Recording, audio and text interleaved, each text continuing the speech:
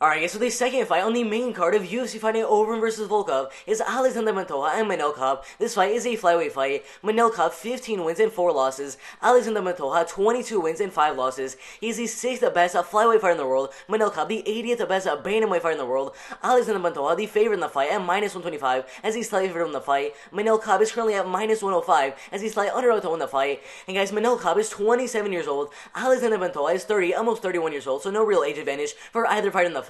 Both fighters are 5'5" tall, and then Alexandre Pantoja currently has a reach of 68 inches. Guys, if you look at the tabloid predictions for this fight, it is absolutely insane. Out of 956 different votes, 60% of the vote going for Alexandre Pantoja to win the fight, mainly by decision, and then a couple people have Alexandre Pantoja winning the fight by submission. 40% of the vote going for Manel Kape to win the fight, mainly by knockout, and then a lot of people have won the fight by decision. In my opinion, if Manel Kape were to win the fight, it'd be by first round knockout, and if Alexandre Pantoja were to win the fight, it'd be by unanimous decision. Alright, so Alexandre Pantoja, 22 wins and 5 losses. He started with 2 straight wins, lost 1, got 5 straight wins in a row, and then lost 1 fight to Jussier Formiga, currently a top 10 flyweight fighter in the world. Lost a fight by unanimous decision, came back with 4 decision wins in a row, and a first round submission, followed by a first round rear naked submission win over Daniel Arau. Got a decision win over Lincoln Dessa, which got him a shot inside the RFA. In a main event fight, got a second round rear naked submission, a second round triangle choke submission, which got him a shot on the Ultimate Fighter 24 against Brandon Moreno, who just fought Deiveson Figueiredo for the flyweight belt and got a draw against Deiveson Figueiredo. And Alexandre Pantoja went out there and got a second round rear naked choke submission win over Brandon Moreno. Absolutely insane.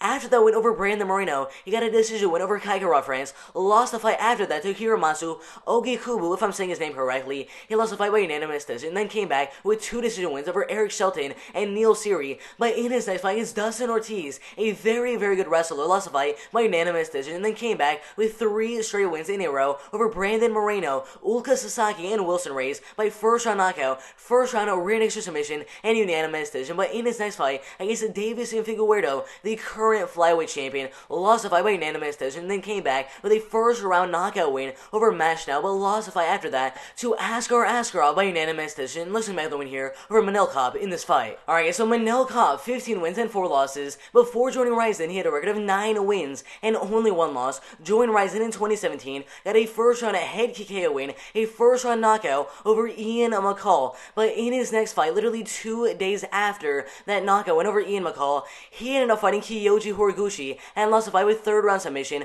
Fought Kai Asakura in his next fight in a very, very close fight, lost the fight by split decision. Came back with a 3rd round submission win over Yusaka Nakamura, but lost the fight after that to Ulka Sasaki by unanimous decision. Then came back with 3, not 2, not 1, 3 second round knockout wins over Seishita Ito, Takeya Mizugaki, and Kai Asakura. Absolutely insane. And now against Alexandre Pantoja in his first fight into the UFC, it looks to me a 1-0 in this fight. Alright, so Alexandre Pantoja has been in the UFC for around 3 years now and started by winning a striking battle against Eric Shelton, then almost got a knockout against Neil Seery with a nice right hand, took him down, led a lot of ground and pound shots, and then finished the fight in the 3rd round with a rear naked submission. Absolutely insane. And after that, he fought one of the best wrestlers in the flyweight division in Dustin Ortiz and got his first ever loss inside of the UFC as he was taken down a total of 7 times in the fight, which is absolutely insane. And after the loss, he fought former title challenger Brandon Moreno and ended up dominating the fight on the feet in the striking game, showing that Alexandre Pantoja not only has really good submission skills, but also has some very, very good striking as he outstruck Brandon Moreno, who just got a title shot against Deiveson Figueiredo. Absolutely insane. And after that, he got yet another rear naked submission win and a first round knockout win over Wilson Reyes, yet again showing that he has some power in the striking game. And after that, things get very, very interesting. In his next fight, he fought Deiveson Figueiredo, the current flyweight champion, and he actually ended up winning the first round, outlanding the great Figueiredo by 4 significant strikes.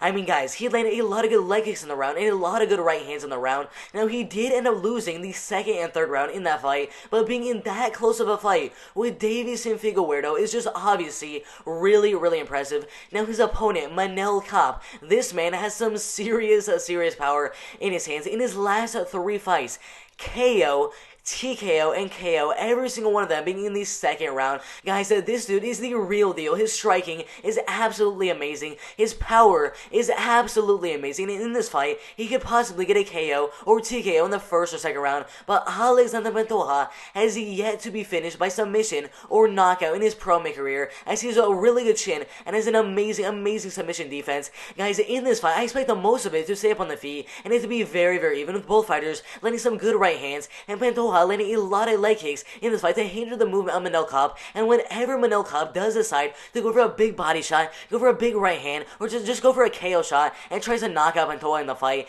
I believe Pantoja will duck the shot and shoot in with a double leg or a single leg and get some control time on the ground, get some ground and pound. And I think that is the reason Alexandre Pantoja will win the fight, because he's going to go for takedowns in this fight, maybe get 3, maybe even get 4 takedowns in the fight, and that is why I have Alexandre Pantoja win the fight by unanimous decision. Alright guys, so if you agree with that prediction, or maybe you guys disagree with that prediction, I don't really care. Put your predictions in the comments below. I'd love to see what you guys think is going to happen in this flyweight fight. If you guys think that Manel Kape's going to go out there and get a first round knockout in the fight, if you guys think that Pantoja is going to go out there and get a second round submission, whatever your prediction is for this flyweight fight, put that in the comments below. Make sure you guys like the video, subscribe to the channel, and turn on those post notifications so you guys don't miss when I post a new video. That'd be absolutely insane. But guys, that is it for the video. I'm out of here.